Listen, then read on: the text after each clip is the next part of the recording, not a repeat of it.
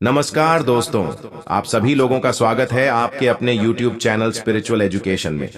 तो चलो आज की वीडियो शुरू करते हैं। उससे पहले एक रिक्वेस्ट है, आप लोगों को वीडियो अच्छी लगती है तो दिल से लाइक करें और अपने प्रियजनों को भी शेयर करें, और चैनल पर नए आए हो तो चैनल को सब्सक्राइब अवश्य करें। तो चले आज की वीडियो को शुरू करते हैं।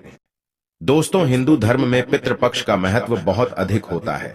पितृपक्ष के दौरान हमारे पूर्वज पितृलोक से धरती पर हमें मिलने के लिए आते हैं। हमारे द्वारा उनके लिए किए जाने वाले श्राद्ध तथा तर्पण, पिंड दान आदि कार्यों से वे संतुष्ट होकर हमें आशीर्वाद प्रदान करते हैं।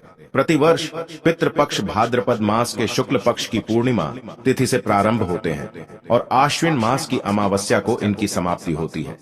इसे सर्व पितृ अमावस्या कहा जाता है। पितृपक्ष के दिनों में मनुष्य को पितरों की संतुष्टि के लिए श्राद्ध कर्म तथा दान धर्म करने चाहिए।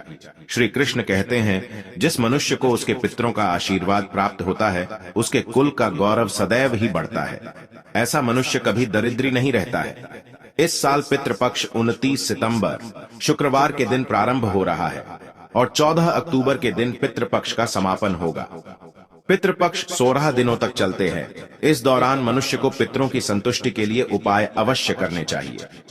दोस्तों, पितृ मनुष्य के परिवार का सुरक्षा कवच होते हैं। पितृ शक्ति मनुष्यों की हर प्रकार के संकट से रक्षा करती है। यदि घर में पितृ शक्ति का वास हो तो घर में किसी भी प्रकार की दुष्ट आत्मा तथा नकारात्मक शक्तियां प्रवेश नहीं करती है। इसीलिए हमें पितृपक्ष में कुछ ऐसे कार्य करने चाहिए जिससे हमारे घर में पितृ शक्ति का वास हो। पितरों को प्रसन्न करने के लिए गरुड़ पुराण में भगवान श्री कृष्ण ने बहुत ही महत्वपूर्ण उपाय बताए हैं। भगवान श्री कृष्ण के अनुसार पितरों की संतुष्टि के लिए सर्वोत्तम उपाय है दान करना, और दान में भी सर्वोत्तम होता है तिल का दान करना। जो भी मनुष्य पितृपक्ष में पितरों के लिए तिल का दान करता है उसके सभी पापों का एवं दुखों का नाश हो जाता है। इसके अलावा आप पितृपक्ष में अपने पितरों की संतुष्टि के लिए वस्त्र आदि का दान अवश्य करें। यदि गाय का दान किया जाए तो कई गुना अधिक फलों की प्राप्ति होती है। दोस्तों, हमारे प्राचीन धर्म ग्रंथों में गाय को एक अत्यंत महत्वपूर्ण और पवित्र पशु माना जाता है। शास्त्रों में गाय को माता कहा गया है और समस्त देवी देवता इनका पूजन करते हैं। गौ माता के शरीर में 35 कोटि देवी देवताओं का निवास होता है। गाय एक अत्यंत पवित्र, निर्मल, शांत, निष्पाप जीव है। ऋग्वेद में इसे संसार का पालन पोषण करने वाली कामधेनु माता कहा गया है। इसके दर्शन मात्र से मनुष्य के हजारों पाप नष्ट हो जाते हैं। इसीलिए कभी इस निष्पाप गौ माता पर अत्याचार नहीं करना चाहिए। गाय को कभी मारना नहीं चाहिए और कभी उन्हें कष्ट नहीं देने चाहिए। गाय को मारना शास्त्रों में सबसे बड़ा पाप माना गया है। दोस्तों, भगवान श्री कृष्ण को गायों से विशेष लगाव था। उन्हें गौ माता बहुत अधिक प्रिय थी। श्री कृष्ण के अनुसार गायों की सेवा करना ही सर्वश्रेष्ठ धर्म है। इससे बड़ा पुण्य का कार्य संसार में दूसरा कोई नहीं। कलयुग की भविष्यवाणी करते हुए भगवान श्री कृष्ण कहते हैं कि कलयुग में जब धर्म का लोप हो जाएगा तब मनुष्य गाय की सेवा नहीं करेंगे। मनुष्य केवल दूध के लिए ही गाय को पालेगा। दूध के लिए वह गाय को बहुत कष्ट देगा, जिसके परिणाम स्वरूप कलयुग में पाप और अधर्म उसके चरम पर होगा। कलयुग के अंत का लक्षण बताते हुए श्री कृष्ण कहते हैं, जब संसार से गायें समाप्त हो जाएंगी तब कलयुग का अंत होगा। जो मनुष्य कलयुग में भी गाय की निस्वार्थ भाव से सेवा करेगा वह सुख समृद्धि प्राप्त करेगा। जो स्त्री रसोई में बनी पहली रोटी गौ माता को खिलाएगी वह सदा सुहागिन और सौभाग्यशाली रहेगी। जो लोग अपने घर में गाय से प्राप्त पंचगव्य को घर में रखेगा उसके घर में कभी दुख दरिद्रता नहीं आएगी। दोस्तों, हमारे धर्म के सभी शास्त्रों में गाय की सेवा को ही सर्वश्रेष्ठ माना गया है। जो व्यक्ति प्रतिदिन किसी न किसी तरह से गौ माता की सेवा करता है वह सबसे अधिक पुण्यवान बन जाता है। गांव में तो मनुष्य को गाय की सेवा करने का अवसर प्राप्त होता है, लेकिन शहरों में गाय के दर्शन आसानी से नहीं हो पाते हैं। इसीलिए मनुष्य को गौशाला में जाकर गाय की सेवा करनी चाहिए अथवा गौशाला के लिए दान धर्म करने चाहिए। इसके अलावा आप अपने घर में ही गौ माता की मूर्ति रखकर उनकी पूजा जरूर करें। इससे भी माता कामधेनु का आशीर्वाद प्राप्त होता है। शास्त्रों में गौ माता को मां लक्ष्मी का रूप माना गया है। इसीलिए उनकी पूजा करने से दरिद्रता दूर होती है। प्राचीन काल से ही गौ माता की सेवा और संरक्षण करने की परंपरा चली आ रही है। कई ऋषि मुनि अपनी कुटिया में गायों का पालन करते थे तथा राजा महाराज गायों का दान करते थे। गायों के दान को सबसे बड़ा दान कहा गया है। गाय का दान करने से सभी जन्मों के पाप नष्ट हो जाते हैं और मनुष्य को मोक्ष की प्राप्ति होती है। आज हम आपको गौ माता के संबंध में बहुत ही महत्वपूर्ण बातें बताने जा रहे हैं। गाय की पूजा कैसे करनी चाहिए, गाय को कौन सी चीजें खिलाने से कौन सा फल मिलता है तथा गाय के किस अंग को स्पर्श करने से दरिद्रता दूर होती है आदि के बारे में हमारे शास्त्रों में बहुत ही महत्वपूर्ण ज्ञान दिया गया है। हमारी अत्यंत पूजनीय गौ माता के बारे में आप सभी को यह बातें अवश्य जान लेनी चाहिए। इससे आपके जीवन से सभी प्रकार के कष्ट दूर होंगे। दोस्तों, कई बार महिलाएं जाने अनजाने में गाय को कुछ चीजें खिला देती हैं, जिससे मां लक्ष्मी क्रोधित हो जाती है। शास्त्रों में कहा गया है कि ये चीजें गाय को कभी नहीं खिलानी चाहिए। इससे मनुष्य के जीवन में दुर्भाग्य आता है और उसे किसी भी कार्य में सफलता नहीं मिलती है। तो चलिए जान लेते हैं गौ माता के विषय में महत्वपूर्ण नियम। सबसे पहली बात है दोस्तों, गौ माता के दर्शन करना बहुत शुभ होता है। शास्त्र कहते हैं रोज सुबह गाय के दर्शन होने से पुण्य की प्राप्ति होती है और सुबह गोबर के दर्शन होने से लक्ष्मी की प्राप्ति होती है। अगर किसी महत्वपूर्ण कार्य के लिए जा रहे हैं और अचानक ही गौ माता आपके रास्ते में आ जाती है तो वह कार्य निश्चित ही सफल हो जाता है। किसी भी यात्रा पर निकलते समय अगर गौ माता के दर्शन हो जाए तो वह यात्रा सुखपूर्वक पूर्ण हो जाती है, इसमें संशय नहीं है।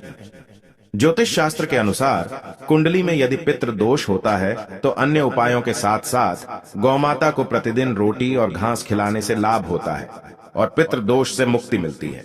इसी तरह कुंडली में यदि शनि की 7.5 या महादशा है तो हर शनिवार और अमावस्या को काले रंग की गाय को घास या रोटी खिलाएं और उसकी पूजा करें। इससे शनि दोष कम होता है।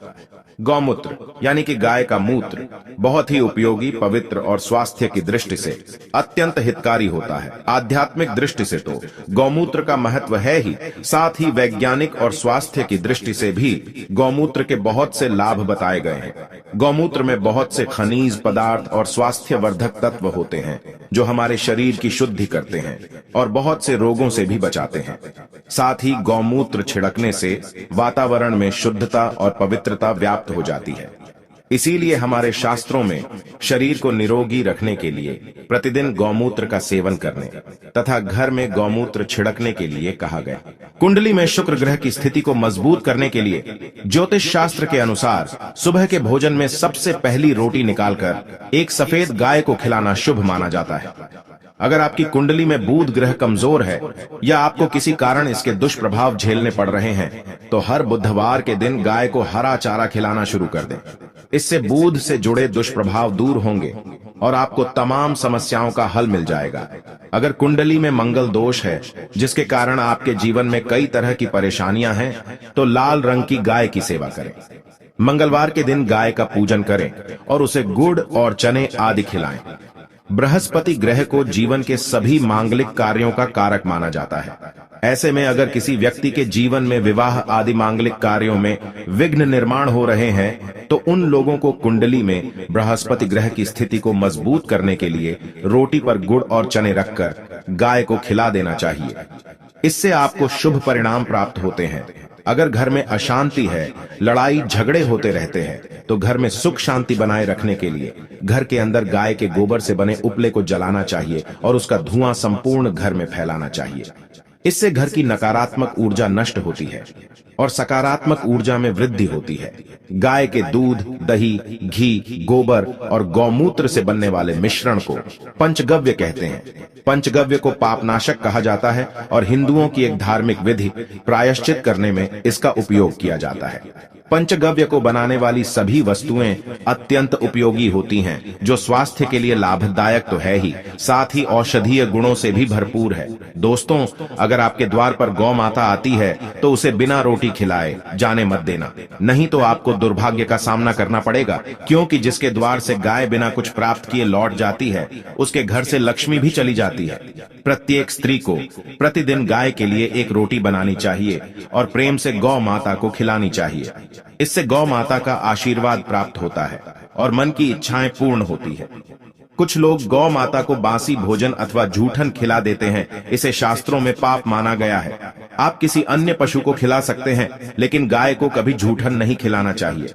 भूख लगने के कारण गौ माता उस अन्न को ग्रहण तो कर लेती है, लेकिन इसका पाप उस व्यक्ति को लगता है जो गौ माता को ऐसा बासी भोजन खिलाता है। गाय एक शाकाहारी और पवित्र पशु है, इसीलिए गाय के भोजन में कभी मांस, अंडे आदि चीजें नहीं डालनी चाहिए। ऐसा करने से महापाप लगता है। यदि आपकी कुंडली में चंद्र दोष है और जिसके कारण लगातार परेशानी उठानी पड़ रही है, तो आप ये एक उपाय जरूर करें। आप रोटी पर सफेद मक्खन, नमक और घी लगाकर गौ माता को खिला दें। यदि शनि दोष है तो आटे में थोड़े काले तिल मिलाकर रोटी बनाकर गौ माता को खिला दे। इससे शनि दोष समाप्त होता है। मंगल दोष को दूर करने के लिए रोटी पर हल्दी लगाकर गाय को खिलाना चाहिए। अगर घर में धन की समस्या है तो गुरुवार के दिन गाय को केले का फल खिलाना चाहिए। इससे दरिद्रता दूर होती है। दोस्तों, गौ माता के पीठ पर एक उभरा हुआ कुबड़ होता है। उस कुबड़ में सूर्य केतु नाड़ी होती है। जब भी आपके द्वार पर गौ माता पधारे, आप इस कुबड़ को एक बार जरूर स्पर्श करें। इससे आपके जीवन से सभी दुखों का अंत होगा और धन संपत्ति की प्राप्ति होगी। शास्त्रों में कहा गया है, जो मनुष्य तन मन धन से गौ माता की सेवा करता है, वह मृत्यु के बाद वैतरणी नदी को गौ माता की पूंछ पकड़कर पार कर लेता है। उस व्यक्ति की अकाल मृत्यु नहीं होती है और उसे मोक्ष की प्राप्ति होती है। जिस व्यक्ति के भाग्य की रेखा सोई हुई है, अगर वह व्यक्ति अपनी हथेली पर गुड़ रखकर गौ माता की जीभ से चटाता है, तो उसकी सोई हुई भाग्य रेखा खुल जाती है और उसका दुर्भाग्य सौभाग्य में परिवर्तित हो जाता है। तो दोस्तों, इस प्रकार से आप सभी गौ माता की सेवा जरूर करें। उम्मीद है आपको यह जानकारी अच्छी लगी होगी। वीडियो को लाइक जरूर करें और कमेंट में जय गौ माता और जय श्री कृष्ण जरूर लिखें। साथ ही चैनल को सब्सक्राइब करें। आप सभी का धन्यवाद।